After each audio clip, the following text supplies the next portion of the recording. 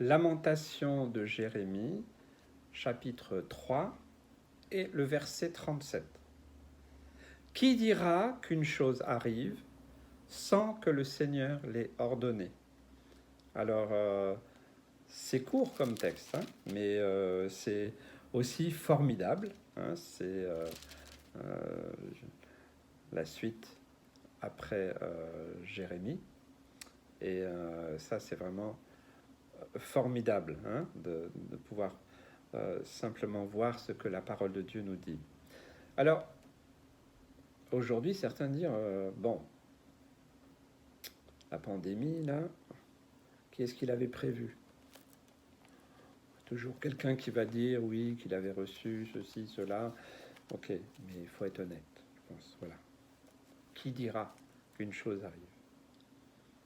Et même si quelqu'un l'avait reçu, ok, qu'est-ce que ça a changé? Vous savez, quand on sait des choses, si nous savions, si nous connaissions toute notre vie à l'avance, qu'est-ce qu'on en ferait?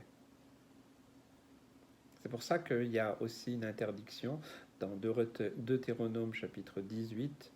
Il y a une interdiction de la parole de Dieu d'aller voir les voyants, les cartomanciennes, les boules de cristal et autres, tous ceux qui prédisent l'avenir. C'est totalement... Là, c'est même pas négociable, il n'y a pas de tergiversation à avoir, c'est non, c'est interdit. Pourquoi? Si nous prenons ce texte, qui dira qu'une chose va arriver? Hein, vous avez peut-être vu Retour vers le futur, quand il va chercher l'almanach dans le passé, puis il change tout le futur, puis finalement il devient plus mauvais que peut-être il n'aurait été. Faisons attention, ne recherchons pas à savoir les choses. Il y a ce que Dieu voulait qu'on sache, c'est dans sa parole. Des fois, il nous révèle. Oui, le Seigneur m'a donné aussi une don de connaissance, de révélation des choses cachées, mais c'est pas spécialement pour l'avenir, c'est pour aider quelqu'un, c'est vraiment parce que quand il y a des blocages ou autres, mais il faut être très sage, très équilibré dans ces domaines. Et puis voilà, il ne faut pas faire n'importe quoi.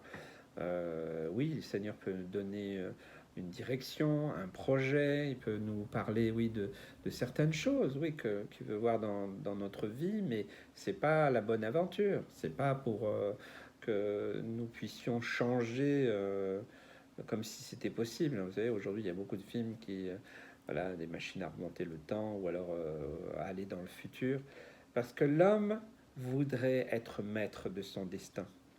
Il voudrait contrôler. Parce que, voilà, quelque part, il rejette Dieu.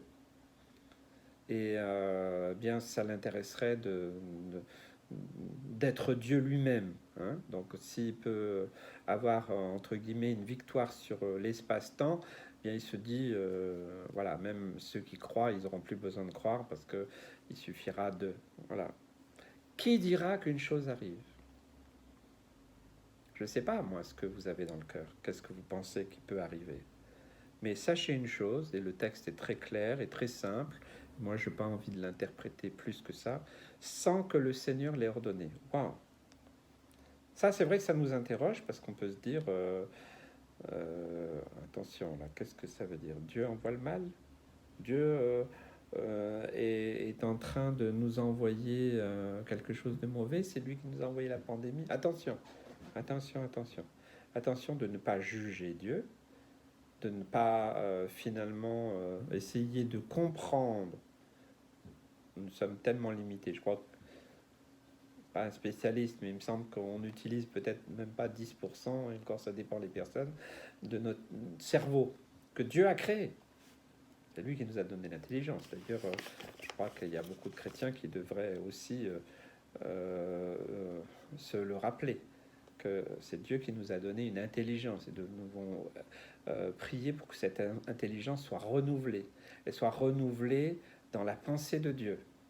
Alors, c'est vrai, nous avons des hommes et des femmes bien, qui peuvent recevoir aussi bien, une intelligence particulière, mais si c'est révélé pour le bien de l'humanité, alors oui, c'est bien, mais certains, c'est pour le mal. Hein.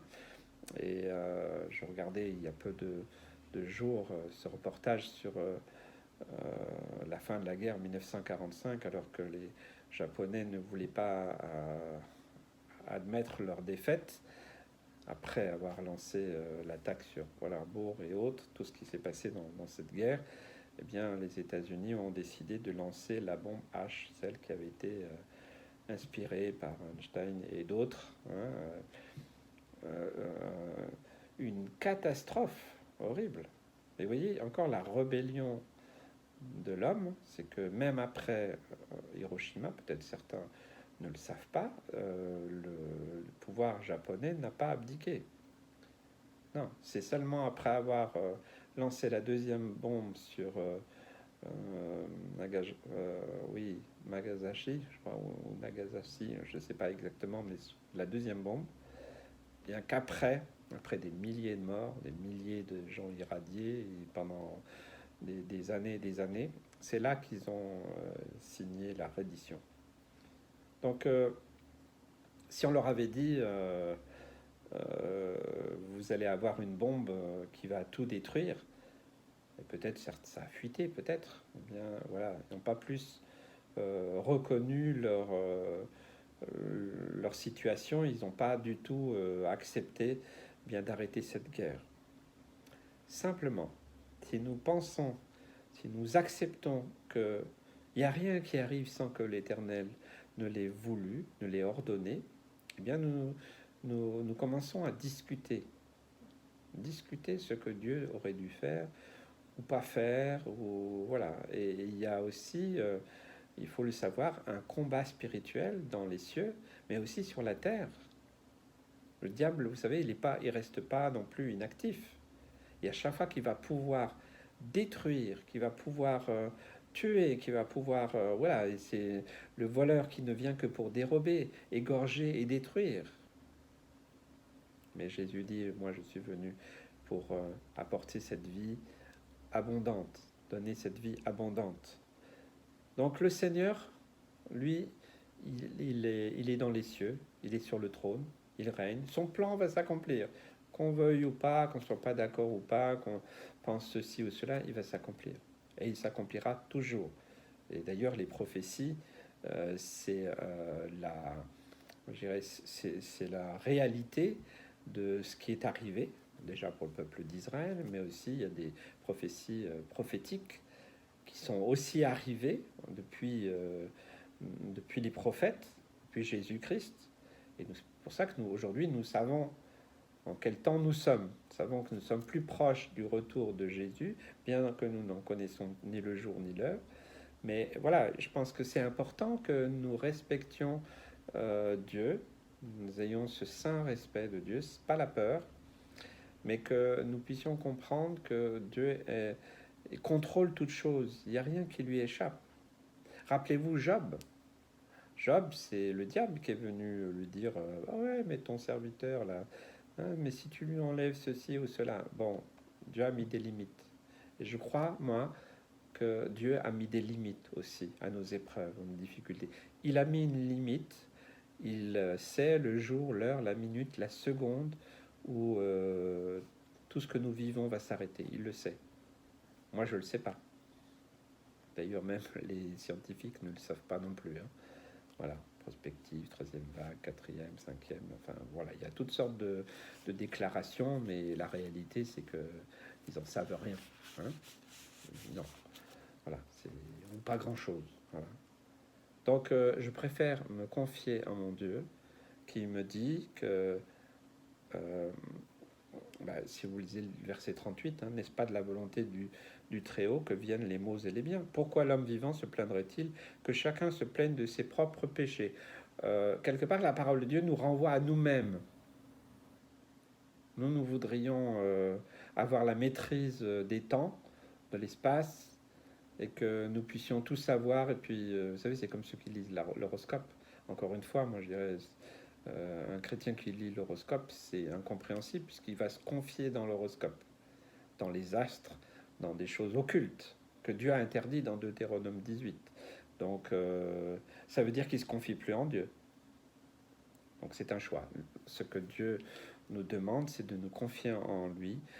Voilà, l'Éternel a donné, l'Éternel a repris, que le nom du Seigneur soit béni. C'est compliqué, peut-être certains disent, mais attendez, vous êtes fous.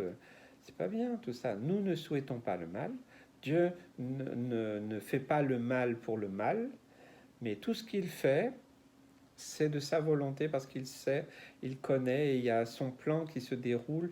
Quoi qu'on dise, quoi qu'on pense, quoi qu'on veuille, quel que soit ce qu'on prophétise ou pas, le plan de Dieu va s'accomplir pour nous, mais aussi pour l'humanité.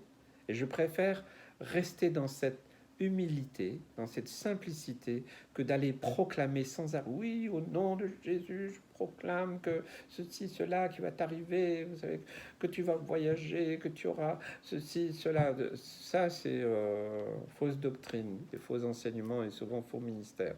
Hein. Des fois, Dieu nous parle aussi par des épreuves, par des échecs. Moi, je sais que j'ai plus appris par mes échecs que par mes réussites. Parce que quand tout nous réussit, on a tendance à reprendre un peu les rênes. Puis à commencer à croire que nous, on y est pour quelque chose. Quelle tristesse! Tout revient à Dieu. Alors, j'aimerais que vous puissiez être apaisés, mes frères et sœurs, mes amis. Voilà. On ne sait pas trop ce qui va arriver. Mais nous savons une chose, c'est que Dieu a le contrôle de toutes choses. Et nous devons rester dans cette humilité-là et dans cette confiance qui ne nous veut aucun mal et qui ne nous envoie pas du mal pour nous détruire, certainement pas. C'est son plan qui s'accomplit. Est-ce qu'on va comprendre son plan? On peut le comprendre en lisant sa parole, en ayant l'interprétation du Saint-Esprit, pour nous, mais aussi pour les temps et les circonstances que nous vivons. Et je crois vraiment que ça peut porter du fruit dans nos vies. Que Dieu vous bénisse et vous accompagne et vous aide. Dieu a prévu le temps pour toi de sortir de cette épreuve que tu subis, que tu vis en ce moment. Dieu te bénit.